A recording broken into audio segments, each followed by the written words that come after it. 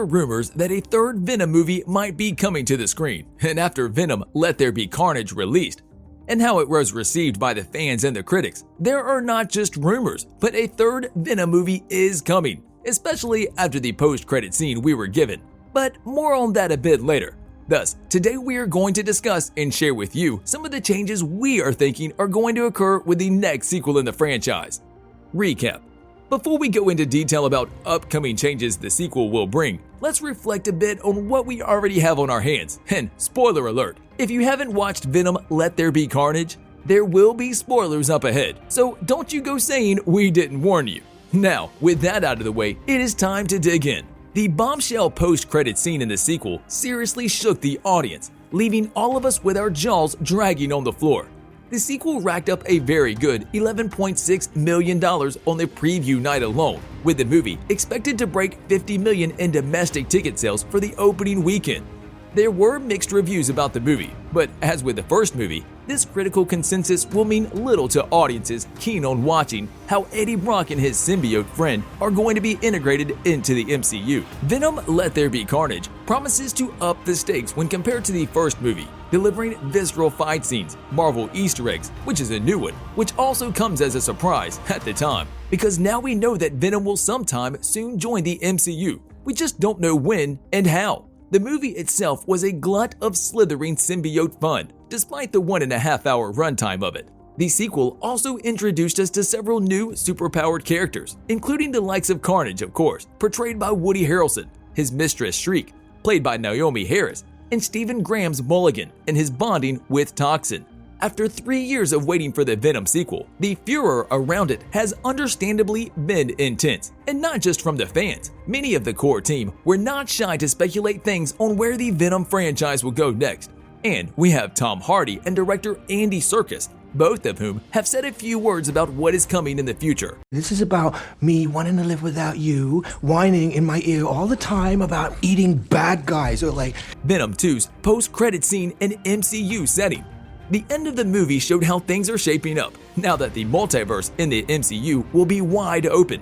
The final scenes of Venom Let There Be Carnage see Venom sharing his symbiote knowledge with Eddie before the room starts shaking and multiple realities are flashing before them, which have been confirmed to be the doings of Doctor Strange's spell he is performing for Peter Parker, which we will see in the next Spider-Man movie releasing later this year. Emerging from these visions, they find themselves in a different hotel room, now during the day, realizing it wasn't Venom's doing.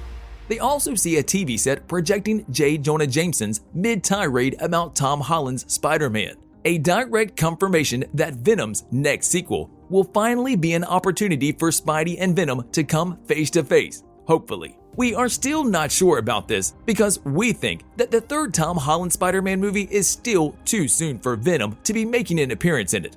But the upcoming Venom sequel or the upcoming Kraven the Hunter movie might be the stage where Venom and Spider-Man come face to face without even knowing the other one exists. Maybe following a comic storyline of them teaming up against Kraven before becoming each other's enemies. A lot of doors have been opened with the multiverse being blown wide open, leaving a lot of plot threads to be taken into consideration.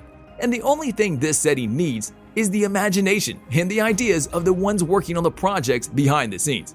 And we know that Marvel Studios are very much capable of it. All in all, the post-credit scene of Venom Let There Be Carnage is a nexus event for the franchise that officially places Venom within the esteemed company of the MCU, with Peter Parker's on-screen photo foreshadowing the meeting between the two classic Marvel characters in the future. And while it is not quite clear as to how Marvel will face this new reality, we can see that they are stepping up their efforts to make this multiversal Phase 4 of the MCU to be the best one yet. And let us tell you this, Venom and the acquisition of him from Sony will play a big part in all of this because of how long he has been around and the significance of the character, especially now that Spidey is ganging up with Doctor Strange, the other Spider-Man characters, and all of these Sinister Six in the upcoming movie. More Ravencroft villains. Tom Hardy has a confidence about the third movie, an affection for it that is shared by the director of the two movies from the franchise, Andy Serkis, who is already making up the ideas for the next Venom movie. The second installment of Venom introduced the Ravencroft Institute, a shady facility designed to contain and study dangerous superpowered individuals, which is somewhat of a powerhouse in the comics. So we think that we will be keeping a closer look on it, as it may introduce many more villains taken straight from the facility as part of a side plot maybe. Nevertheless, Ravencroft will play somewhat of a big part in the third movie, especially knowing how all the villains from all previous Spider-Man movies are coming to the big screen after the latest Spider-Man No Way Home trailer. Andy Serkis has also added that there is real mileage in some of the other supervillains that reside in Ravencroft, hinting at his desire to utilize the asylum in future installments. The talks of a villain-centric Sinister Six are persisting following the MCU shift into the multiverse territory. Thus, utilizing the setting of Ravenscroft would be a smart move by Serkis for sure, allowing him to integrate all manner of Marvel villains seamlessly into the Venom narrative. And no wonder Daddy could never look at you again after you killed his wife, your mother. The Sinister Six. And last but not least, we have sort of like a theory, not about the third Venom movie, but rather about what it could bring to the table. The details and range of motions all leading up to the long-awaited Sinister Six, the group of villains from the Spider-Man universe, which also now includes Venom. Now, Venom was never part of the Sinister Six, but seeing how things are shaping up, probably joining the MCU, he could bring Kraven the Hunter with him as he resides in the same universe as Venom. Kraven has been a part of the Sinister Six together with Dr. Octopus, the long-standing leader of the team, joined by Vulture, who is still in the MCU in prison, as we know by now. But the trailer of Morbius, another Sony/Disney project scheduled for release, shows him probably out of prison, with him somehow escaping and now working as a false doctor on the run. Other members of the team are Mysterio, who is very much alive even after the events of the second MCU Spider-Man movie, and the other two original members, Electro and Sandman, with both of them appearing in the latest Spider-Man No Way Home trailer. The third Spider-Man MCU movie will focus on that cube thing that Doctor Strange has in his possession, which is thought to be the key for all the villains appearing in the movie. So the cube will play a big part in the movie, as both Strange and Spider-Man want it so badly. Thus, with everything taken into consideration, Venom's joining the MCU might bring some big changes concerning this theory we have prepared for you, as it will probably bring several other characters with him.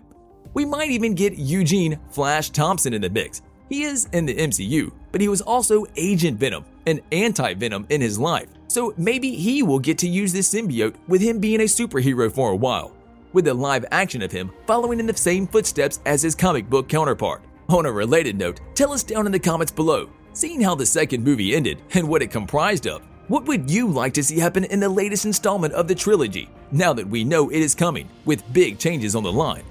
And also, don't forget to like, subscribe, and hit the bell icon if you would like to see more videos like this in the future. Thank you for watching, and we will see you next time.